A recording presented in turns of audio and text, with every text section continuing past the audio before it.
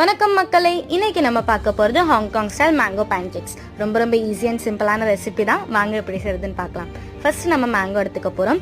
இது ஒரு பெரிய பீசஸில் சங்ஸாக வெட்டி எடுத்துக்க போகிறோம். அதுக்கப்புறமா இது வெட்டினதுக்கு பிறகு நம்ம ஃபர்ஸ்ட் பவுலில் பார்த்தீங்கன்னா மைதா, பவுடர் சுகர், கலருக்கு பார்த்தீங்கன்னா டர்மரிக் பவுடர், பால், பட்டர் இதெல்லாமே ஊற்றி நல்லா கிளக்கி எடுத்துக்க போகிறோம். இது நம்மளுக்கு பார்த்தீங்கன்னா ஒரு நல்ல நீர் மோர் பதத்துக்கு வேணும். அதுக்கப்புறமா பேனை கிரீஸ் பண்ணிட்டு இதை ஊற்றிட்டு ரொம்ப மெலிசாக தான் நம்மளுக்கு இது செய்யணும். அப்புறம் இது திருப்புற போலலாம் பார்த்து திருப்பணும். ரொம்ப மெலிசாக இருக்கிறதுனால பிஞ்சிடும். அதுக்கப்புறமா இதை நல்லா கலரே மேலே இதாகாமல் ரொம்ப லைட்டான கலர் தான் வரணும்.